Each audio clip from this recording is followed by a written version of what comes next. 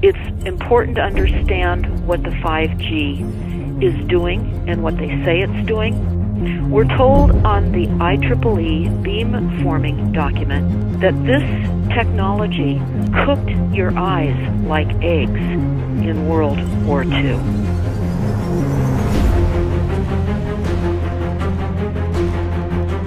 And you all need to understand these are military weapons. These are assault frequencies. If you garner nothing more than that, that's what you need to know. It's microwave radiation warfare, is what this is.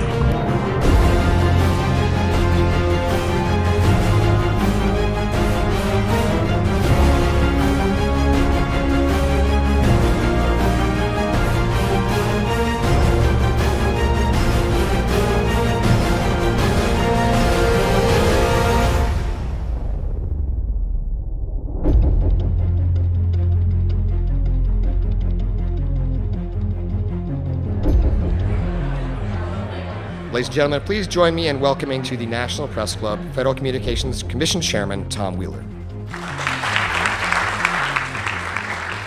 It's an honor to be here at the National Press Club. The first generation wireless, 1G, was voice.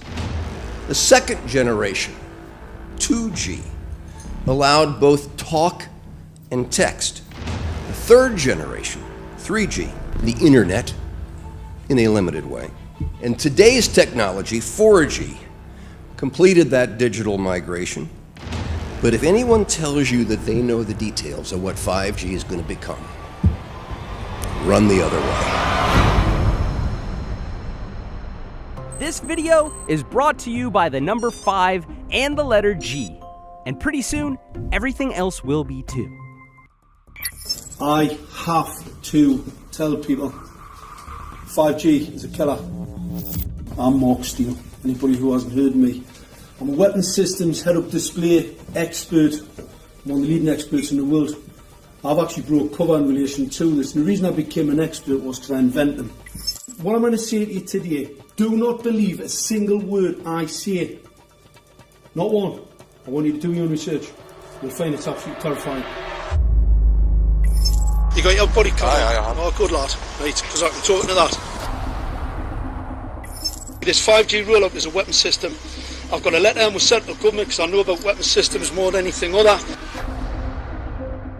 In Britain, in a place in the north of England called Gateshead, a scientist there called Mark Steele has been very publicly and actively warning people about the effects of LED streetlights, which he says in Gateshead are emitting now 5G. Right, what's the crack? Hey, lads. I'm just having a word with these Gateshead council workers about replacing these transmitters on these lights that are causing harm and assaulting the community. This is an existential threat to the economy, to the environment and humanity. If these transmitters are everywhere, then everyone's at risk, surely.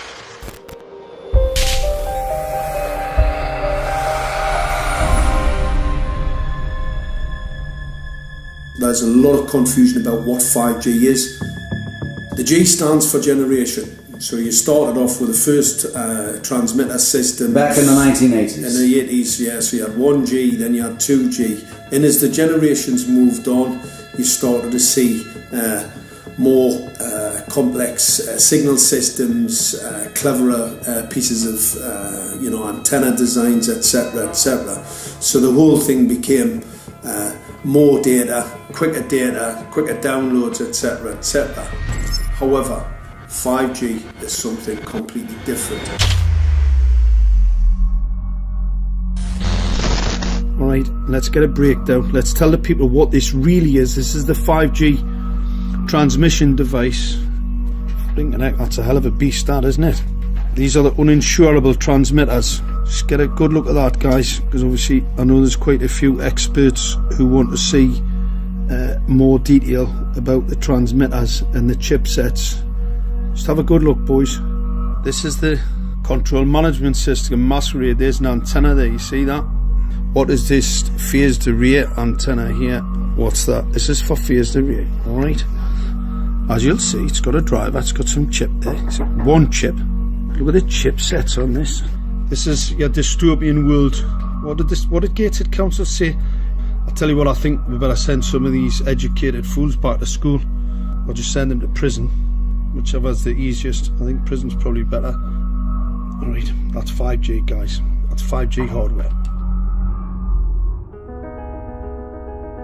You must consider the whole part played by electricity in nature. Human beings cannot go on developing in the same way in an atmosphere permeated on all sides by electric currents and radiations. It has an influence on the whole development of man. This life of men in the midst of electricity, notably radiant electricity, will presently affect them in such a way that they will no longer be able to understand the news which they receive so rapidly. The effect is to damp down their intelligence. Such effects are already seen today. Even today, you can notice how people understand the things that come to them with far greater difficulty than they did a few decades ago. Rudolf Steiner, 1924. Rudolf Steiner noted that in 1924, since then our atmosphere has become far more permeated with electric waves of widely diverse types. There's no doubt now that electric waves, electromagnetic forces, cause direct biological effects. There's thousands of peer-reviewed papers on this subject. There's no doubt about it. But what are these effects? How are they affecting us? What can we do about it? We're now at a stage where we're putting in what's called 5G, which is a special type of broadcast for high-density information transfers. And it turns out that this is the same frequency bands that are used in crowd dispersal weaponry.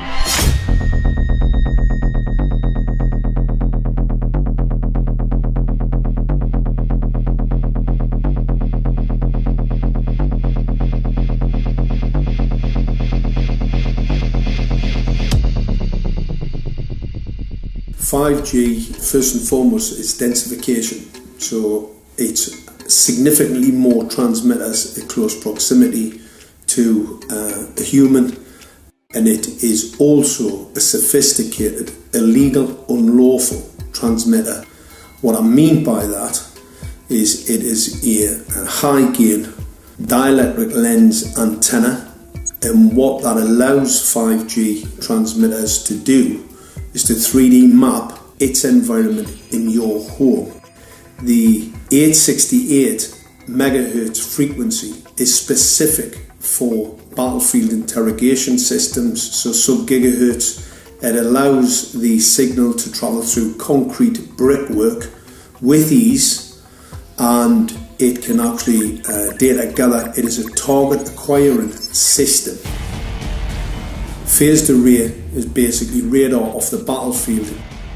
It is extremely good at identifying targets and being able to lock onto targets. And not only that, it can specifically target you as an individual. So any judge sitting on an interesting case, let's say, any lawyer, any barrister, anybody doing any work that is potentially controversial, your life could be at threat. So the antenna design that you currently have on top of these LED streetlights, masquerading as a control management system, is basically battlefield interrogation equipment. The first phased array unit was actually called Mammoth, used by the Germans during the Second World War to identify Allied aircraft. Obviously things have moved on significantly since then.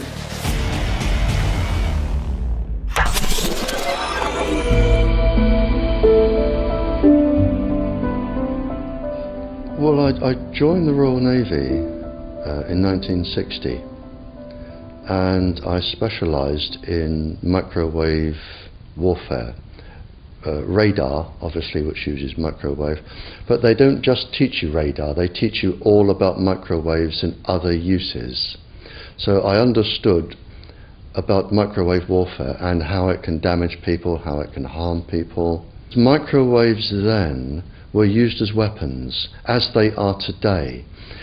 It is a perfect stealth weapon, and when governments don't like a group of people, For instance, the ladies who protest at Greenham Common in England about the American missile base they camped, they were microwaved. We microwaved Catholics in Northern Ireland to make them sick. It goes on all over the world, and it's a weapon that you don't know you're being targeted, because the dose is very, very low, which is actually more dangerous than a high dose. It's very, very low, and it may take a year or two, but you can cause neurological damage and cancers with low-level microwaves, and you can make all your opponents sick. It's a perfect weapon for a government. Our impulses are being redirected. We are living in an artificially induced state of consciousness that resembles sleep. Their intention to rule rests with the annihilation of consciousness. We have been lulled into a trance. They have made us indifferent to ourselves, to others. We are focused only on our own gain. Please understand, they are safe as long as they are not discovered. Keep us asleep, keep us selfish, keep us sedated. Almost immediately, I had neighbours knocking on the door, talking about children bleeding from the nose. I had images posted on Facebook. And one neighbour in particular came to my door and mentioned the fact that since the LED street lighting had been installed, she was bleeding from the nose every single night. I thought it was unbelievable. However, I spoke to another neighbour who lived not far from the first lady who mentioned this, and she also confirmed that since the LED street lighting had been installed, she also had started to develop nosebleeds and had never had nosebleeds before in her life. That then put me on a journey to investigate. I measured microwave radiation levels from the transmitters on top of the LED streetlights. The basic 868 megahertz, it was significantly higher than the current Council of Europe 1815 resolution, which is a maximum of 600 millivolts. I've measured up to over 3,000 millivolts. 5 to 6 times higher than the guidelines. Significantly higher than the current Council of Europe 1815 resolution, which states that 200 millivolts should be the maximum. The Bioinitiative report states that it should be significantly less than that. So we've got the Council of Europe, that's, you know, the international criminal courts are stating that, you know, the learned judges have said that 200 millivolts, and I'm measuring in bedrooms in Gateshead, minimum 600 and up to 4,000. Does this mean that in 2020, 2021, when 5G is destined to roll out globally, that you're going to get those kind of readings everywhere all the time? Everywhere all the time. Worse than that? Worse than that. Yes, 5G will connect the Internet of everything. If something can be connected, it will be connected in the 5G world. Hundreds of billions of microchips connected in products from pill bottles to plant waterers, requiring massive deployment of small cells. We won't wait for the standards. Now, to make this work, the 5G build-out is going to be very infrastructure intensive. We must reject the notion that the 5G future will be the sole provenance of urban areas. The 5G revolution will touch all corners, and that's damn important. The interconnected world of the future will be the result of decisions we must make today.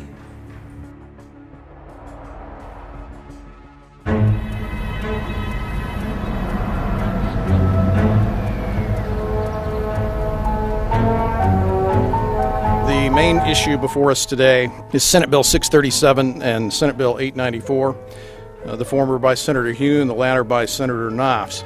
We're going to invite the first four witnesses in support of the legislation, and that would be John Jones with Sprint, David Lewis and Andy Emerson with AT&T, Neil Krevda with Verizon, and Frank Iacovetti Jr. with T-Mobile. So be straight with me. Is it true? It could be. No, well, very few cases. There was an unfortunate incident out in Iowa. Look, gentlemen, practice these words in front of the mirror.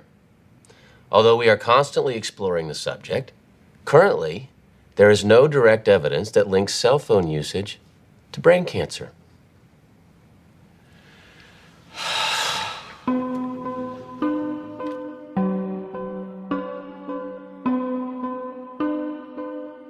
I'm Sharon Goldberg. I'm an internal medicine physician. I've practiced medicine for 21 years, and my background is mostly academic, internal medicine, hospital-based, clinical research, and medical education. I'm a certified Microsoft small business specialist. I worked on space station designing the cabling system for the airlock module, where I was responsible for EMI/EMC analysis, which is electromagnetic interference, electromagnetic compatibility. I am a professor in the Department of Epidemiology, Biostatistics, and Occupational Health, and I teach there both toxicology and health effects of electromagnetic radiation. My name is Daphne Tachover, and I'm the founder of an organization called We Are the Evidence.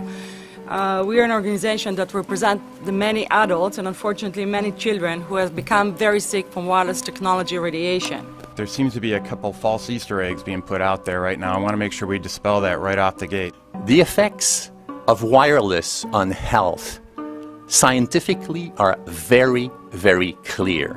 So it's always pushed back to the definition of an acceptable level of radiation. And that's what this is, by the way. This is about radiation. Wireless radiation has biological effects, period. My name is Dr. Angie Kolbeck. I've been reviewing the studies showing the impacts of wireless radiation on our health, and there are now thousands of studies showing the following adverse health impacts to wireless radiation: cancer, oxidative damage, DNA damage, DNA failure. Things like memory, dizziness, anxiety, brain fog. Headaches, nosebleeds, cognitive problem, exhaustion. We have evidence of DNA damage, cardiomyopathy, which is the precursor of congestive heart failure. Short and long-term memory loss, decreased attention spans, lower reaction times, even involuntary contractions of muscles causing misalignments of spines and jaws. Breast cancer. We suddenly have breast cancer in women who have no DNA predisposition. Disrupted immune function and change in stress proteins. Reproductive and fertility effects. There are dozens and dozens of studies that show beyond any doubt what this radiation is doing to our sperm. Now, if you take the cell phone out of your pocket, the sperm will recuperate within 3 to 4 months. What would not recuperate would be the damage to the DNA of the sperm. That is irreparable. The wife of the ex-governor of Indiana was diagnosed with glioblastoma. Same brain tumor Ted Kennedy had and John McCain had. Did you look at John McCain's car? This is a cell phone brain tumor. LeBron James, one of our sports people, had a salivary gland tumor. That is another cell phone tumor. You didn't hear about it because immediately after that was discovered, he was paid by Samsung to become their spokesperson. We are seeing increases in brain tumors. We're seeing increases in Alzheimer's. We're seeing increases in all of the neurotransmitter diseases, ALS, Lou Gehrig's disease, Parkinson's. These are all disease systems that are known to be associated with low-level energy exposures. We talk about 24/7, around-the-clock exposure, wherever you are and your whole body. You never get away from it. And it seems from our studies that maybe your immune system can cope with for a time, but it will deteriorate. Then the irradiation will definitely damage cells at a deeper level, and the question is what will then happen? These are out of peer-reviewed papers, so these are not just hypochondriacs thinking that they're doing it. We're having real problems with this. This is no longer a subject for debate when you look at PubMed and the peer-reviewed literature. These effects are seen in all life forms: plants, animals, insects, microbes. So 5G is not a conversation about whether or not these biological effects exist. They clearly do. There is scientifically evidence that is so strong that you can be certain that the standards used by the SCC to manage health effects are wrong. We need to start measuring how much radiation are people being exposed to. before we roll out 5G, there are 4 kinds of electromagnetic fields that we know are harmful to human health. So radio frequency radiation, magnetic fields, dirty electricity, and electric fields, okay? Our exposure, any given person, and all humans are affected by EMFs. What is our exposure in a day? It's not one cell phone. It's cell phones, it's multiple wireless networks, it's smart meters, it's cell towers. It's this sandwich, and it all adds up. The data we're going to look at are all published science, testing results, or public standards. At the bottom end of the radiation scale of what's called power density, or signal strength, is the minimum level at which cell phones will work, which was found to be 0.2 billionths of a microwatt per centimeter squared. Pine needles were found to age prematurely at 0.000027. At short-term exposures of 0.05, children aged 8 to 17 experienced headache, irritation, concentration difficulties, and behavioral problems. 0.1 is the biobiology or building biology guideline for extreme concern.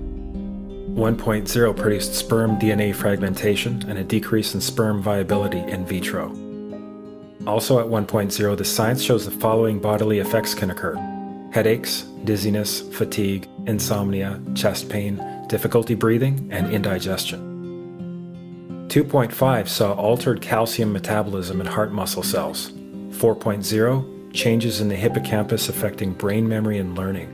And at 6.0, DNA damage in cells. So, where are smart meters on this list? Electrical Power Institute in December 2010 measured a single Itron smart meter with pulses up to 7.93 microwatts per centimeter squared. Our own testing indicated approximately 8.0 with 1 meter. These tests are at a close distance, approximately 1 foot away from the meter, but an infant's crib could be just as close on the other side of the wall where the meter or bank of meters are installed. Even though there are all these known health effects at levels far lower, Switzerland, Liechtenstein, and Luxembourg see fit to set the standard at 9.5. And China, Poland, and Russia, 10.0. This is the same level at which behavior has been altered, producing reflexes of avoidance following 30-minute exposures. A room of 12 smart meters, very common and even a conservative number in an apartment building, tested at 19.8 microwatts per centimeter squared. This is hundreds of times higher than levels which clearly indicate harmful effects. So, how can utilities and governments get away with forcing these devices on everyone? This is how.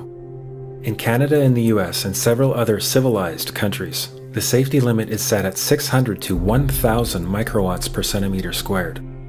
This so-called safety limit is literally tens of thousands of times higher than levels which are known to damage health, according to peer-reviewed published science.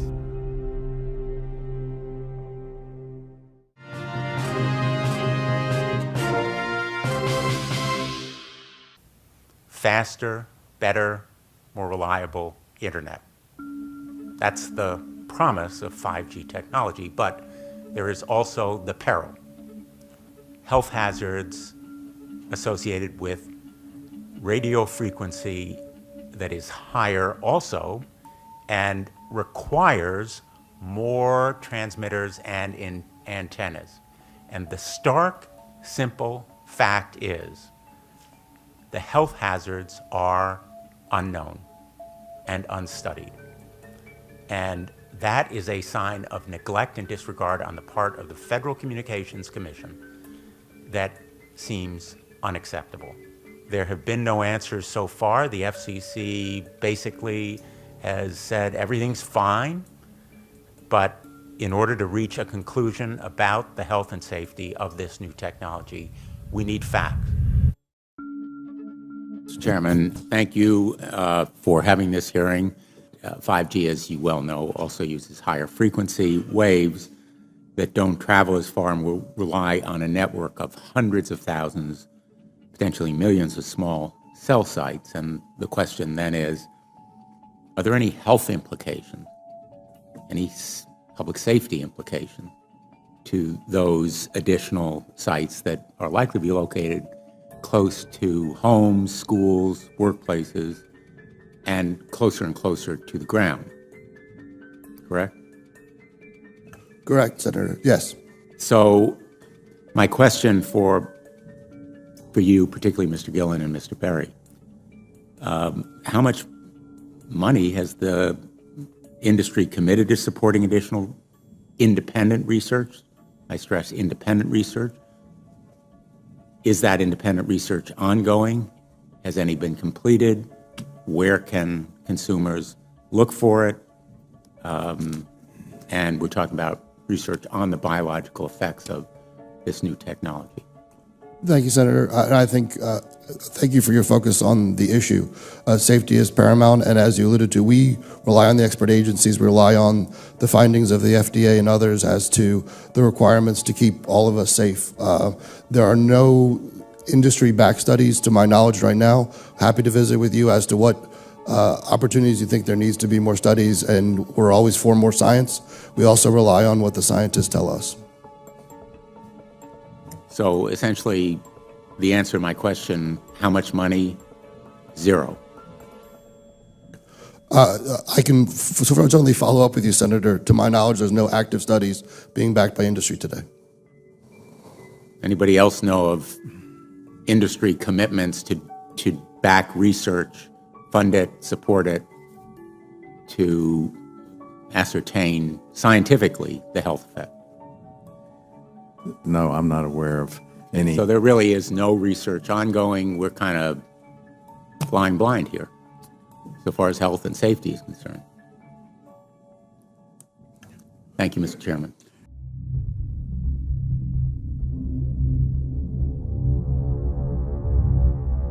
You're a trained medical professional. Yes. We don't have one on the panel. What are we to make with of the American Cancer Society, for example, telling us there's no evidence of harmful product? Many of these organizations have conflicts of interest. Very briefly, if you can, what do you mean by conflict of interest? One of the first things that you teach residents is that you always have to look at the funding. There's a tremendous amount of sponsored research by people who are hired to do studies to find no effect. And that's plagued this field in a number of countries. The radio frequency radiation work that we did was supported by Motorola. The relationship was really very cordial and very stress-free, but only up until we started generating data. These folks were very, very upset and began to talk about how are they going to handle this, what sort of spin can we put on this, what can we expect from this, and from that point on the relationship changed. What we saw was that Motorola began to exert more and more control over the work, telling us what to do, telling us how to write abstracts, what to say in the abstracts, what to say in the papers, how to do the work. No, don't do this. Yes, do it this way. This was unacceptable. I had completed our study of DNA damage, and I submitted the final report to Motorola. They simply weren't willing to accept my interpretation of my study, my evaluation of my study, my knowledge of science at that point, and tried to urge me not to publish the study. Did you hear about people coming to you as far as having complaints about illness? We were made aware of health complaints following installation of smart meters, and we wanted to verify this using our field work. So I measured the field of about 30 different people while they stood 1 foot in front of the smart meter, and in every single case, the human energy field was obliterated as they stood in front of the smart meter. So in our first slides, what we see is normal cells, and the structure of the cells is intact and sound. This is what we would expect from a normal sample. So after 2 minutes of exposure in front of the smart meter at about 1 foot away, we see a totally different story. Sample 1, you can see a lot of degradation in the cells. The cell walls have been broken, and you see changes in the cells which are called mycoplasma. It shows a mutation to the cell. In the second sample, we see a different type of degradation to the cell membranes. You can see a corrugation here. This is called bottle cap formation. and it's known that this occurs due to oxidation or exposure to free radicals. So this third subject, when we did her sample, she had to be pulled away from the meter after 45 seconds because she complained about an increasingly severe headache. And here you see a phenomenon called rouleau, where the red blood cells are stacking up, which makes it very difficult for the blood to deliver oxygen to the tissues as they would be their normal function. Every single one of these is a degradation. Every single one of these shows a trauma to the blood cells, and that came from something, and the only variable was the smart meter. The good news in all this is the patient and the blood can return to normal once they have been removed from the influences of these stressors.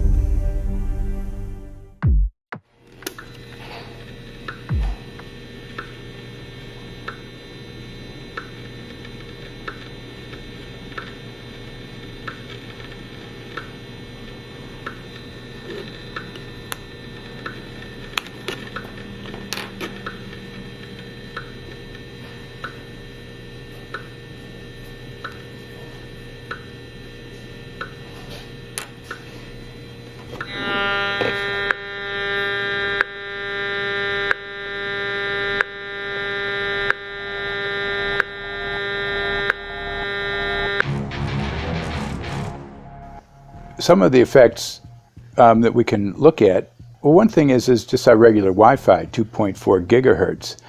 That's in the same range as microwave ovens, which are also called radar ranges, because that is radar. 2.4 gigahertz is interesting. It's not the peak absorption rate in water for microwave frequencies, but it's at a point where it allows full penetration, because if it came in at the peak, it would prevent the insides from getting warm. So that's with basic Wi-Fi. Now when we look at 5G, 60 gigahertz, this is what they call active dispersal sort of weaponry, just to keep people back. It burns the skin. It doesn't penetrate, but 60 gigahertz is the frequency of oxygen molecule absorption. Since they have electrons that they share with each other, what we breathe is actually O2, pair of oxygen. So being bombarded with 60 gigahertz could very well impair our oxygen absorption rate in our body, and thereby the whole basis of our living system. Martin Pall says, putting tens of millions of 5G antennas without a single biological test of safety has to be about the stupidest idea anyone has had in the history of the world. So assessing all this, we have experts in various fields: military EMF weaponry, biological effects on humans, firefighters that are getting cognitive impairment by being there in them, countries that are banning these sort of technologies around schools because of the impairment to cognitive. Let's weigh that up in light of what Rudolf Steiner said in 1924 about just mere radio causing the impairment of cognitive functions on people, that they can receive news from around the world, but they can't understand it as well because of the effect of the electricity. We have to say, something smells sinister here. With the 5th generation, it's actually a whole new ballgame. It's not using the same technology. They're switching to military-grade millimeter wave technology.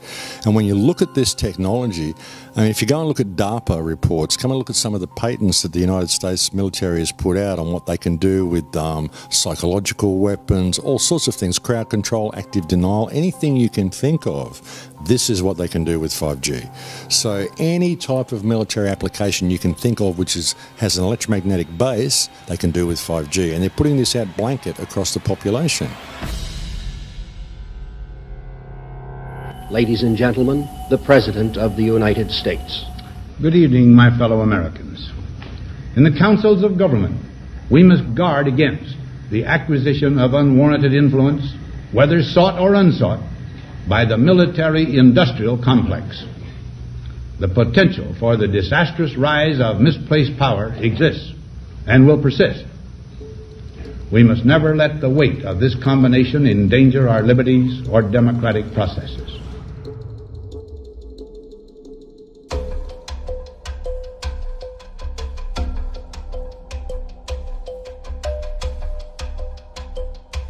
The FCC is a capture agency. They probably conducted what I believe to be the biggest fraud on the public ever conducted. The FCC has been described by Harvard University's Center for Ethics writer Norman Alster as the most captured agency in D.C., acting more as an industry cheerleader than a regulator. This is especially true today with 5G, where there are serious safety concerns and potentially misleading information coming from the FCC. For example, the previous chairman of the FCC is Tom Wheeler. He was the head of the Wireless Lobby Association for 14 years. Now remember, Obama told us there would be no lobbyists in his administration, so he took the biggest lobby and put him as a head of the FCC. And that's damn important.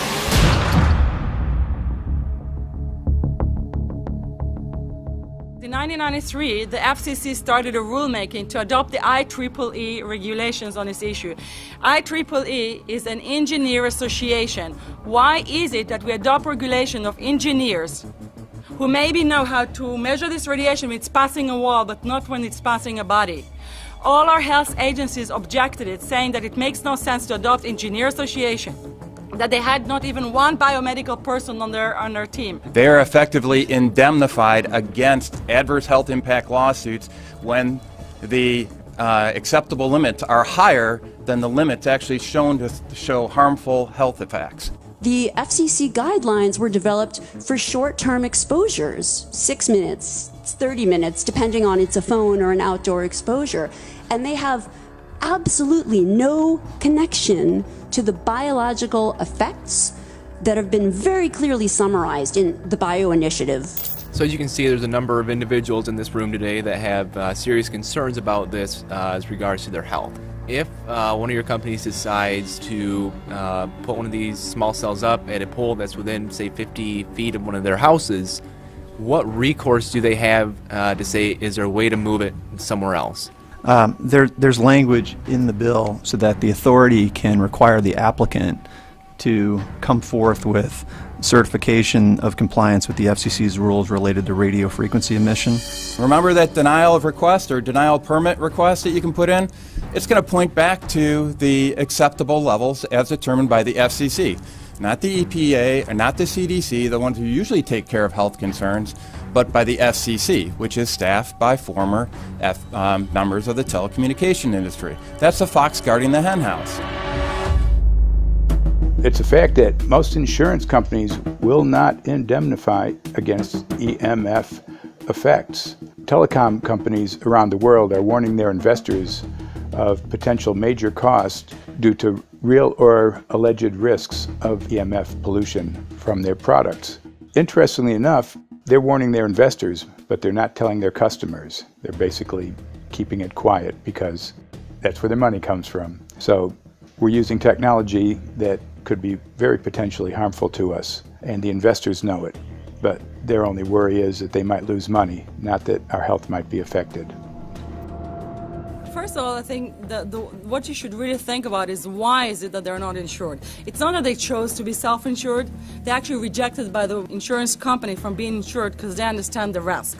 And so the insurance companies, the big insurance companies, will not insure the telecommunications? So there's insurance companies, and then there's what's called secondary insurance companies. Secondary insurance companies are the insurance companies that insure the insurance companies. So in an event, an insurance company, let's say I insure Verizon, and it may not be able to meet the claims, then the secondary insurance company is kicking in. Like Lloyd's of London. Sorry? Like yes, Lloyd's of exactly. London. So two leading ones would be Lloyd's of London and Swiss Re.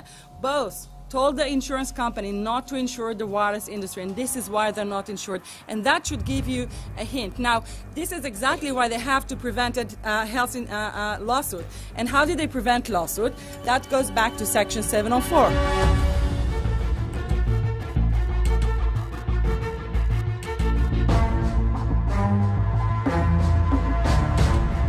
Section 704 was passed in 1996. This is how our rights in regards to health were taken away by the wireless industry. What this legislation did, it gave the power to regulate the health effects of wireless technology to the FCC. FCC is a spectrum auctioning agency. It's not a health agency. They don't even have one biomedical person on their team. And then the other thing that Section 704 did, It actually took the power from the states to regulate location of cell towers based on health. And what does it mean? It means that if they want to put a cell tower in front of your home, you cannot go to your city council and say, hey, stop, I don't want it. I just heard in a lecture that there are 10,000 studies proving that it's harmful. I don't want it. My child is sick. They will tell you, stop. You're not allowed to mention this in the city council because Section 704 says that if you will, and if the application will be rejected, the city will be sued, can be sued by the wireless industry.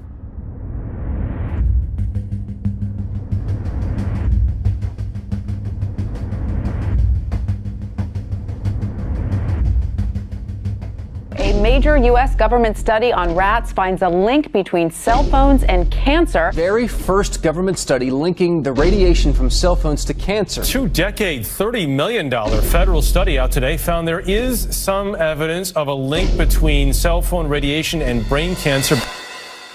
Professor, what is the NDP? I've heard that study several times. NDP is what? So it's a $25 million study on rats and mice that was supposed to demonstrate that there were no effects of radiation below thermal. And in fact, it demonstrated exactly the opposite. And it follows on the heels of two major studies on animals that said exactly the same thing. And that study was designed perfectly to make sure that it cannot be challenged, that there will not be any doubt. That's why it took them 14 years. That's how they prevented discussion of health. And why do they want to prevent discussion of health if there's no problem with health? Simply put, FCC is completely unprepared, unable, and possibly unwilling to oversee 5G for safety, even as it barrels toward us. They are falling back on tired definitions and panaceas long since disproven by science. To make matters worse, recent FCC rulings and numerous industry-friendly bills passed at state and federal levels between 2016 and 2018 removed the last vestiges of local and state review over infrastructure siting, just when we need it the most. When those first studies were performed years and years ago, nobody knew about the importance of the microbiome, the role of the microbiome and the immune system, and even less the role of the microbiota inside our brains, that is, the microbes that are normally resident inside our brains, whose influence on brain function is nothing but immense. And you may think, well, who cares about the microbes? The less microbes we have, the better it is. Well, we know by now that this is not absolutely the case, because microbes are truly essential for the development and function of all our organs and systems. Our immune system is based on the microbes we have in our gut. And our brain also has microbes that influence its function. In tests, it's been found things like mold. If you grow mold inside a Faraday cage, it'll grow one way, and then even if the electromagnetic fields are around, take the Faraday cage away and some sort of 600 biotoxins are developed within the mold because of the effects of the EMFs upon it. Electromagnetic fields, even of weak quality, have an effect upon our microbiome, which is really essential to our whole being. This is going to eviscerate microbial DNA inside human beings, which is our effective operating system, number one. So it may not impact human DNA in laboratory experiments right now, and they're saying it doesn't impact human DNA. But given that human DNA is less than 1% of the cellular DNA in the human body, the rest of the cellular DNA is microbial, and we know that this will eviscerate microbial DNA. So we're talking about a takedown of the operating system of human beings. Exactly. I couldn't have put it better myself.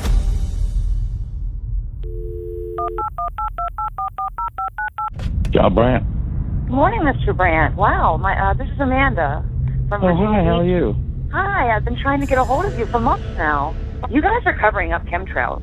No, we are not covering it. We have no reason to cover up chemtrails. Of course, you have every reason to cover it up.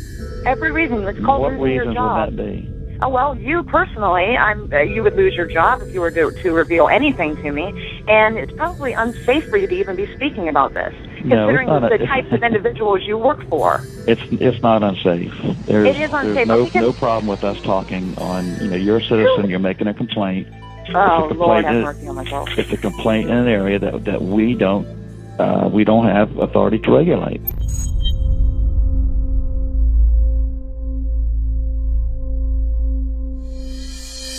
So the connection between chemtrails and 5G. It's all interconnected. The metallized particulates, that would allow the 5G phased array, so basically the radar, that would allow it to be able to identify you, so it can watch you, it can identify you in your own home 24 hours a day, 7 days a week. For the last X amount of years, we've been through chemtrailing, and that is now the cat is out of the box. We've had these nanoparticulates raining down on humanity for years now, impregnating our bodies, by best accounts staying inside our bodies. Those nanoparticulates, what you're saying, are building up a kind of a phosphorescence glow capability so that we can be flagged up in our homes, behind concrete and steel, inside bunkers, in the basement, doesn't matter where you are. The 5G will be able to now triangulate, map and read you, because you as a living being are impregnated with these nanoparticulates, which are acting as a kind of transmission and reception technology. It's exactly, absolutely exactly. You have to consider that DNA also works as a fractal antenna, which is able to send and receive and also to process signals under the form of radio frequencies. Well, then there is no doubt that artificial radio frequencies, such as those of cell towers, and in particular these new types of towers that have a much higher density of signals, they may somehow interfere with the ability of DNA to retain and transmit biological signals. So this is one level of danger that very few biologists are aware of. How much effort was put forward to address this, what most of these people are, or many of these people are here for, which are the health concerns? Was there any dialogue back and forth? Was there any working, was there many studies evaluated to look at regarding this area? Maybe not every person that has concerns on the legislation was brought to the table. Okay, so from your perspective, you feel that there was a legitimate amount of time to evaluate the data that the opposition would have on this? Absolutely, and I wouldn't put forth something that I didn't believe in.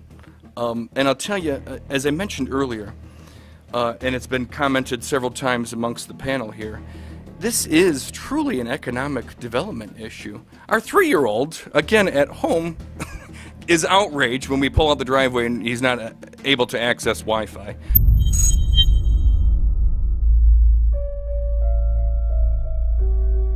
I think anyone who puts Wi-Fi into a school should be locked up for the rest of their life. I really do. I think they're not fit to walk on the surface of this planet because they haven't looked at the research, and whatever incentive they have, it is not worth the genetic problems that parents are going to face with their children when they're born. France has banned Wi-Fi in nursery schools and put warnings out for regular schools because they're finding there's impaired learning capacity in children when they're around Wi-Fi. And they have to put up warning signs where they put Wi-Fi transmitters. When I got sick and I learned that they're putting Wi-Fi in the schools in Israel, I was very sick at the time, but I could not tolerate the thought that children in the schools will become as sick as I have. And after a few months of correspondence, I submitted a Supreme Court case in Israel to ban the use of Wi-Fi in the schools and replace them with wired network. The 4 top diseases that kill our children, our young adults right now, are brain tumors, thyroid cancer, testis cancer, rectal cancer, everywhere we put our cell phones. And a lot of our children are sick and they're being misdiagnosed and mistreated because the wireless industry has put billions and billions of dollars in the past 30 years to mislead the public as to the health effects and keep the public uninformed. We are performing an experiment on children. We are exposing children to microwave radiation for 6 hours during every school day. We have had absolutely no studies looking at the long-term effects of this radiation on young people or even on adults. A considerable amount of research shows that developing brains and bodies of children are much more affected than adults. And there are clear indications of a link between increased electromagnetic fields and autism spectrum disorders. We took 10 autistic children and went back to the sleeping location where the mother was when she was pregnant with that child and compared it with the sleeping location of a mother that gave birth to healthy children.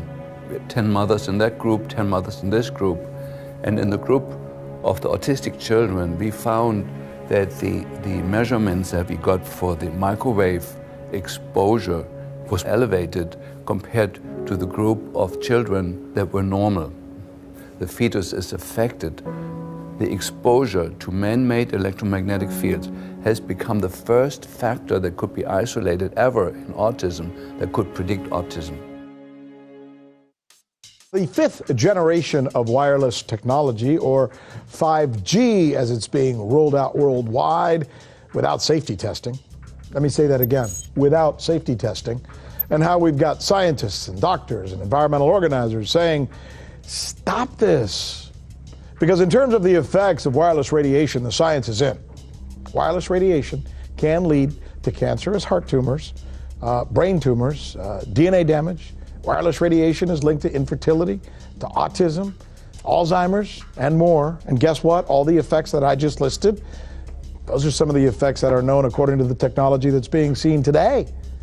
First of all, you have to know that we know that the other EMFs that we're exposed to are already known to be health risks. And basically that 5G, because of the frequency that's going to be used and because of the extraordinarily high pulsation levels that will be used, is a much bigger threat to our health than the things that we already have, which are very substantial threats to our health. We're not just talking about the intensity. We're talking about the frequency and the very high level of pulsations. There's a huge literature which shows that pulsed EMFs that pulse up and down very rapidly, are in most cases much more biologically active than our non-pulsed EMFs. Every single wireless communication device communicates via pulsations, but the industry completely ignores this issue. The problem with 5G is that they're planning to put out tens of millions of these antennae all over the place without doing one single biological safety test. Are you implying possibly that we, the consumers, are the guinea pigs since they haven't really done tests to see the effects in a smaller setting? I mean, that's not an implication, it's a statement. We are, yes. Cancer is not the main concern that I have. I'm really concerned about sperm count and about effects on pregnancy. How many of you know that 1 in 6 American couples is unable to have a child when they want to? How many of you know that last year the birth rate in this country dropped the most that it ever has in recent history, 3% in a single year? People look at the sperm, and people use cell phones, and the sperm, usually sperm swim, and they swim straight. But if you expose them to radio frequency, mobile phone waves, they swim in a circle. Studies have been done here in Australia, taking sperm from healthy men. And one test tube gets exposed to cell phone radiation, and one test tube is not exposed to mobile phone radiation. And then the results are evaluated. And this is a measure of vitality. We measure how well the sperm swim. This is a measure of motility. This is a measure of mitochondrial DNA damage. They have 3 times as much damage on their DNA if they have been exposed to mobile phone radiation. The data on that are rock solid. Cell phones can damage sperm quantity and quality. Your embryo, your uterus in the fetus, where your child is developing for the first 100 days, in the ovaries, the eggs do not have that protection. So they are at maximum risk from radiation. And for the first month or so, you wouldn't even know you were pregnant. You wouldn't even be taking precautions. That is the main danger area. So you give birth to a daughter, but her ovaries are now contaminated. She may be normal, she may be genetically damaged, but her ovaries are at the most risk. So when your daughter grows up and she becomes pregnant and has a baby, this is where one of these eggs will be fertilized and come out. So the real damage here is your grandchildren. That is where it is going to show most.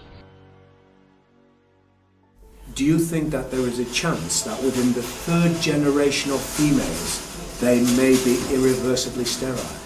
Not in the third generation, but in the fifth generation, and that would for humans be something in the order of 150 years ahead of us. And of course, then it's too late to say that you are sorry, and it's very too late to say stop. There is a wealth of papers. I mean, we're talking about thousands of published papers in the scientific literature, few of which, or sometimes none of which, have entered the official documentations from authorities and likewise. So I think it's really time to have an independent compilation of data. Such was done at August 31st, 2007 in the form of the Bioinitiative report, of which I was one of the authors. And then we put together approximately 2,000 scientific references on a little bit more than 600 pages, clearly saying that if you, for instance, if you are a rat or a mouse or a cell or a molecule, you should definitely not allow yourself to be exposed to this. And in the meantime, we have this full-scale experiment using our own kids. One interesting case, John Patterson, he was a telecommunications engineer in Sydney, Australia. Very brilliant man. For 20 years, John tested Telstra digital systems. Over the time, he realised the dangers of electromagnetic radiation. It disrupts the bioelectric system of your body, which is really your brain, your nervous system, how your muscles talk. And he tried warning of these effects through different agencies, through his company. Got all the test gear out and measured it and drew up a report, and I was immediately removed from service. Finally, in 2007, he took matters into his own hand. He commandeered a used British Army tank and went and destroyed 6 cell phone towers in Sydney, Australia, because he wanted to stop this. He was trying to make a point. The message was that how dangerous it was. You know, these people were elected by us to manage our infrastructure in a responsible manner. That is the sole purpose of government if it's going to exist at all. And if it doesn't do that, then it has no right. It is invalid. So we need to pull this infrastructure down. We really do. But in order to do that, I mean, we can't just be some violent domestic terrorist. You've got to bring this awareness to the people that these towers are doing them damage. You don't need bandwidth that fast. And they're not doing it so you can download movies quickly. They're doing it so they can track every single thing you do and bring in this social crediting system to control even everything you think. There's a story about a lady called Claire Edwards. She was a United Nations staff member, and she was warning of the potentially catastrophic dangers of 5G technology. I took the issue to the UN Secretary General, Antonio Guterres. He is a physicist and electrical engineer, and lectured on telecommunication signals early in his career, yet asserted to me that he knew nothing about the dangers of 5G. Current public exposure levels are at least 1 quintillion, that's 18 zeros, 1 quintillion times above natural background radiation, according to Professor Olle Johansson of the Karolinska Institute in Sweden. The highly dangerous biological effects of EMFs have been documented by thousands of studies since 1932, indicating that we may be facing a global health catastrophe orders of magnitude worse than those caused by tobacco and cigarettes. 5G is designed to deliver concentrated and focused electromagnetic radiation in excess of 100 times current levels in the same way as do directed energy weapons. There is currently an international appeal signed by 237 EMF scientists from 41 nations urging the UN and particularly the WHO to exert strong leadership in fostering the development of more protective EMF guidelines, encouraging precautionary measures and educating the public about the considerable health risks, particularly the risks to children and fetal development. Sorry, because we are talking with someone that is a little bit ignorant on these things. You're talking to the Wi-Fi systems? I become worried because I put those devices in my house. I will have to, I confess my ignorance on this. We will have to, but I'm going to raise this with WHO, which I think is the organization that might be able to deal with it properly, because I must confess I was not aware of that danger.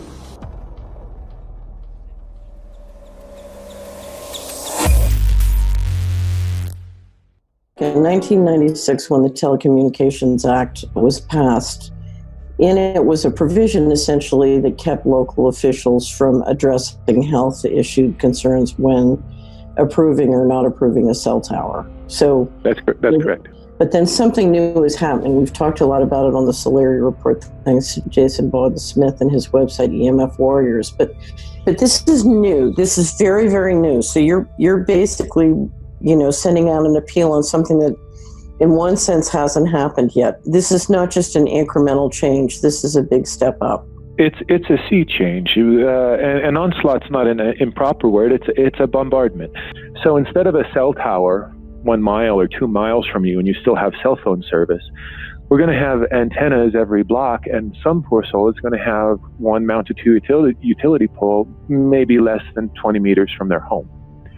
So this kind of, invasive bombardment with this many antennas, just in 1 square mile, if you do the math, 1 per block and 16 blocks per mile, that's about 250 antennas per square mile. The millimeter wave is untested. Former FCC Chairman Tom Wheeler openly said that they don't plan to test. We won't wait for the standards. And then our appeal also addresses the fact that there's a plan to roll out 5G through satellites in low Earth orbit.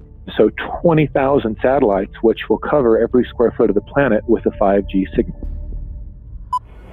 6, 5, 4, 3, 2, 1. Night after night, politicians and other leaders were telling Americans that Sputnik revealed that we were at great risk. Not just our pride, but our security is at stake. If Russia wins dominance of this completely new area, well, I think the consequences are fairly plain. Probable Soviet world domination. We choose to go to the moon in this decade and do the other things, not because they are easy, but because they are hard. Because that challenge is one that we're willing to accept, one we are unwilling to postpone, and one we intend to win. Welcome, everybody, to the White House. This is White House 5G Summit. My name is Justin Clark. I'm the Director of Public Liaison, and we are thrilled to have you here today. Really happy to be joined by a lot of leaders in industry, members of Congress and the Senate, White House leaders on this, and people from the FCC. Before we start, one, we are government, so don't assume we know anything, okay? I do agree, I don't know anything. I have become accustomed to giving speeches in my new position on subjects about which I frankly know very little, and we need more cell towers and connections in Connecticut, my home state. It's ridiculous. The U.S. is in the lead thanks to our private sector as well as the work of the FCC and this administration overall. But China and South Korea and many other countries are eager to claim this mantle. We have every intention to deploy 5G first and reap the benefits of faster and more robust wireless. Yes, I hope we beat China, of course. And get to gigabit speeds and low latency, and the race has begun. Let there be no mistake. The race to 5G is a sprint. Winning the global race to 5G, it's a national priority. We must bear in mind the national security implications of winning the race on 5G. Today we're talking about the importance of being first in 5G, continued commitment to putting America first in the race to 5G. We're calling it America First, 5G First. Well, our strategy is called the 5G FAST Plan, a plan to facilitate America's superiority in 5G technology. Connected devices for health applications, which I love, has the capacity to make people healthier, as I understand it, a lot of medical applications. The industry is not asking the government for money to build 5G networks. They're asking us to cut the red tape that surrounds infrastructure deployment. We cannot let today's red tape strangle the 5G future. The red tape slows and sometimes stops the building of densified network facilities necessary for 5G. As we continue our efforts to keep government out of the way, so that America can continue its leadership for America to win the race to 5G. One path is the government regulatory path. The other path is the private enterprise free market, gales of creative destruction, Schumpeter path. Have you ever heard that? Gales of creative destruction? It just means let it rip. The new replaces the old. With 5G, we're on the cusp of another era of American innovation. It means an even more connected world for everyone around us, unlocking the potential of the Internet of Things to become safer, healthier, and more sustainable for our future. You know, sometimes, look, we all believe in the 10th Amendment, but sometimes you have to override it.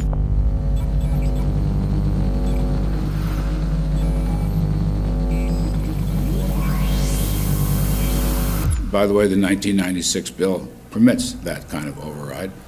We're not here to be completely heavy-handed, but sometimes you got to do what you got to do. And some of these states or cities that don't want to cooperate want to shake us down. We can't allow obstacles and barriers to stop this movement. That's all.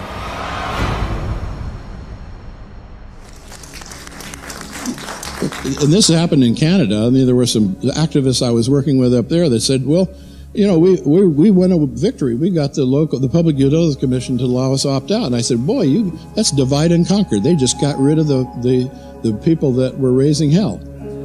So, you know, that's not the answer. We need to opt out everybody. An opt-out is an agreement to pay to not be harmed. An opt-out is volunteering into extortion. An opt-out says that if I don't pay you, you have the right to harm me. So that doesn't work.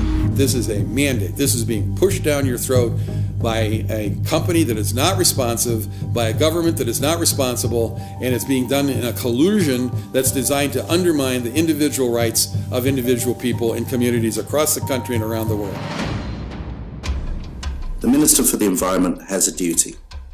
His duty is primarily to ensure that there is cleaner, better, healthier environment for people in this country.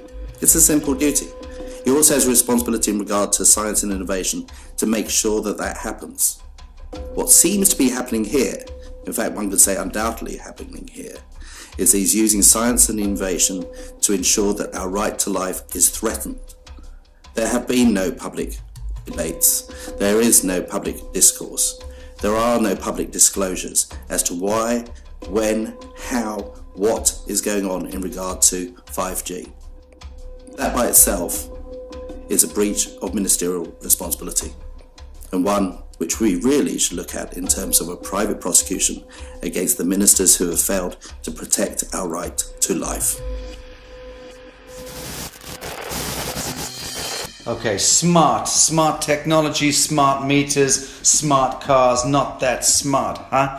What does smart mean? Anything that has smart attached to it, secret militarised armaments in residential technology. That's where smart came from. And smart, every bit of technology that you see today has all been developed for either some type of battlefield, some type of intelligence gathering system, and obviously these developments have to be commercialised, and people have actually took them into their homes. The definition of a smart grid is a wireless system that will fundamentally turn every single appliance in your home into the equivalent of a transmitting cell phone. That's every computer, every television, every furnace, every air conditioner, every coffee machine, every printer, every single appliance that you have in your house will eventually, in a smart grid, have an antenna that's embedded into it that will transmit your usage data to a smart meter on the outside of your home that will then transmit your usage data to another tower receiving a usage signal that will then go to the utility company for supposedly billing purposes. Not all signals will just be about your individual use. There will be aggregate meters that will bounce signal from house to house to house within a neighborhood that will then accumulate all of the usage data that will transmit that to the utility company. Now, what that will do is that the end metering system that is transmitting all of that data will be firing an RF signal at many, many times a second, which will increase the average homeowner's radio frequency radiation exposure exponentially. This picture shows some aphids on the leaf of an orange tree shortly after radar equipment was installed at a nearby airport a number of years ago. I noticed that every few seconds, all the aphids would tense up in unison and do sort of a little dance, as you see in the picture. Upon further investigation, I found that the interval of time between the activity of each dance coincided exactly with the rotation of the radar rotor device at the airport, which was a distance of approximately 14 miles. The antenna arrays create this steerable beam, which helps concentrate the energy. The beams get pointed at the user. What's a MIMO tank? Massive in, massive out. British government have got a plan to roll 400,000 out. This is so that you've got 5G in every nook and cranny, every part of the countryside, so that you can have autonomous tractors, believe it or not. However, those transmitters, these are radar. It is phased array radar. Though that radar signal sweeping the countryside will kill every pollinator, every biological structure, it will sterilise livestock, it will kill the ground, consequently land won't have a value, obviously farmers will die, the community will be under attack. If we can't produce food, if we kill all the pollinators, we're in serious trouble. The takeaway is that 5G, the $1 trillion rollout of 5G by our friendly local government, is definitely a weapon system masquerading as a modern efficiency technology. It most certainly is, and what I put it down to, it's economic terrorism. There is no value, nil, in killing off your population, in destroying your ability to grow food, to kill all your pollinators. They may have a nice financial number on a piece of paper, but in reality, dementia, diabetes, all the things that are currently crippling the NHS, a burden on the country, illness, mental health issues, the focus of that cause can be identified and has been identified in the science. The science is proven. The epidemiological data that we're seeing on the street is now substantiating that science. The DNA inside you, the mitochondrial DNA, you can trace unchanged to your mother, her mother, her mother, right the way back to the beginning of the human race in Africa, the Stone Age. It is unchanged, the mitochondria, and that is being unchanged in your children, which means if you damage it, your child could be genetically damaged, then her child, and her child, and her child, forever. You are condemning the future generations of every single child. There is, however, a light at the end of the tunnel, or there is some ray of hope. Thanks to the principles of biological quantum entanglement that we have learned how to exploit in the field of biology and medicine, now we can transfer the information from the microbial DNA to the human DNA. And in so doing, we can train, so to speak, the microbes to withstand whatever extreme condition they are exposed to, including this new technology. And then we can train them to transfer this resilience of theirs to our DNA. So let's say that there are good reasons to be worried about the introduction of these new technologies, but fortunately, since the knowledge in the field of quantum biology, in the field of microbiome medicine is advancing as fast as potentially harmful technology, then we can exploit this knowledge to protect ourselves from any real potential or perceived danger from these new technologies. I've met with molecular and cellular biologists, with blood microscopists, with weapons development experts, frontline activists and researchers, and all the stories I'm hearing from these experts and pundits leads to the same thing. 5G is almost certainly the end game. It is an extinction event brought into our homes, into our classrooms, onto the high street, into the very cells and DNA in our human bodies.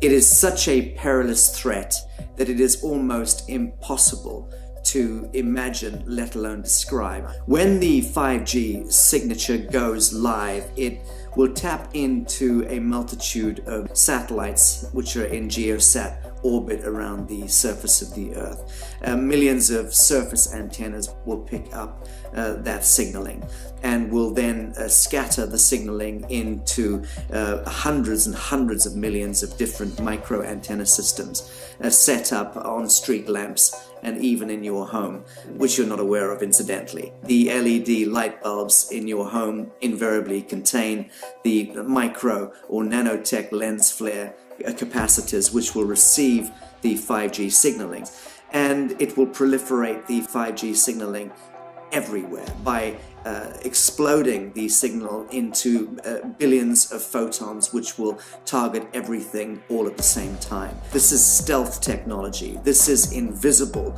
science. But what it means in simple terms is that you will be flagged up, visible, trackable inside your own home. Anywhere you move on the surface of the Earth, they will have a lock and load tracking capability over you.